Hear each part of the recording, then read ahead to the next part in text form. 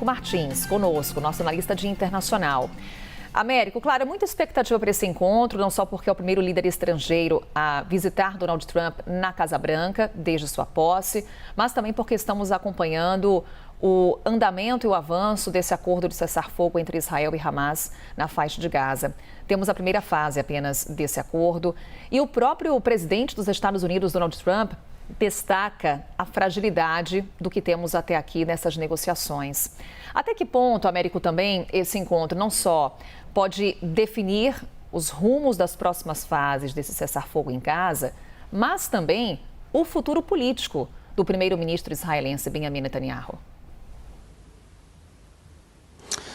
Carol, certamente os dois líderes vão falar bastante sobre a guerra e isso interessa muito ao primeiro-ministro Benjamin Netanyahu. Em primeiro lugar, precisamos lembrar que essa é a primeira visita de um chefe de Estado estrangeiro desde que o presidente Donald Trump assumiu a Casa Branca. Isso mostra o prestígio não só do primeiro-ministro Benjamin Netanyahu, mas em especial do Estado de Israel, com este governo do Donald Trump e com os Estados Unidos em geral.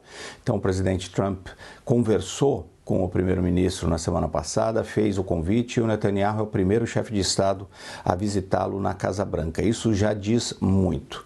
E esse encontro acontece num momento em que nós estamos com esse acordo de cessar-fogo em andamento. E apesar de todas as fragilidades que são apontadas, inclusive pelos líderes, como o próprio Donald Trump, como você muito bem lembrou, apesar de todas essas fragilidades, é um acordo que continua em vigor.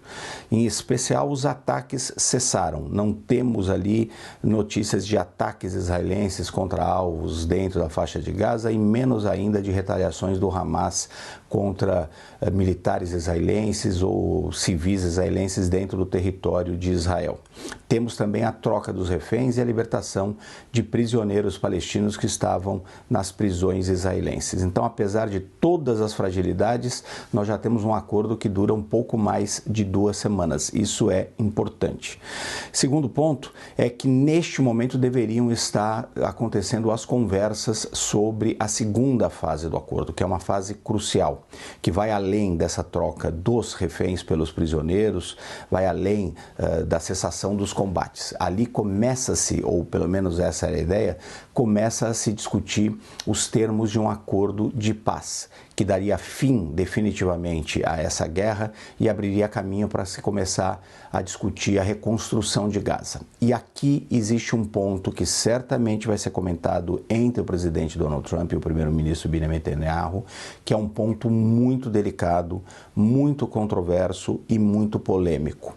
A ideia é que o presidente Donald Trump já se referiu 3 vezes, portanto, é a intenção dele eventualmente tentar fazer com que isso se torne realidade, que é a expulsão de palestinos da faixa de Gaza para outros países árabes. O presidente Donald Trump tenta vender isso como uma ação humanitária. Veja só, por quê? Porque Gaza foi muito destruído, um território muito destruído nessa guerra. Cerca de 70% de todos os prédios, as residências foram destruídos na faixa de Gaza. É urgente a reconstrução disso para que os palestinos vivam com dignidade. É urgente também que nesse processo o Hamas seja alijado ali de qualquer influência política, mas isso vai se dar através de ações políticas, como por exemplo o fortalecimento da autoridade palestina. Por que eu digo que essa é uma ação, uma ideia polêmica e controversa? Porque os palestinos não querem sair da faixa de Gaza, a autoridade palestina é contra esse movimento, chegando a dizer que isso soa como uma possível limpeza étnica, que esse é um crime internacional, é um crime que quando acontece, e ninguém está falando que é isso que pretende que se aconteça na faixa de Gaza, mas isso é o que a autoridade palestina alerta como um risco. A limpeza étnica é quando um grupo, um povo é expulso de determinado território para que seja ocupado por um outro povo, outras forças militares, por exemplo. Isso é um crime na legislação internacional. O Egito e a Jordânia, que seriam os 2 países que o Trump gostaria que recebesse esses palestinos, também dizem que não querem Isso justamente por quê? Porque eles trabalham pela construção de um Estado da Palestina no futuro. E para a criação de um Estado você precisa ter o território, que seria a faixa de Gaza e a Cisjordânia, o reconhecimento internacional. A autoridade palestina já tem reconhecimento internacional de dezenas de países, inclusive do Brasil, e também, obviamente, da presença do seu povo naquele território.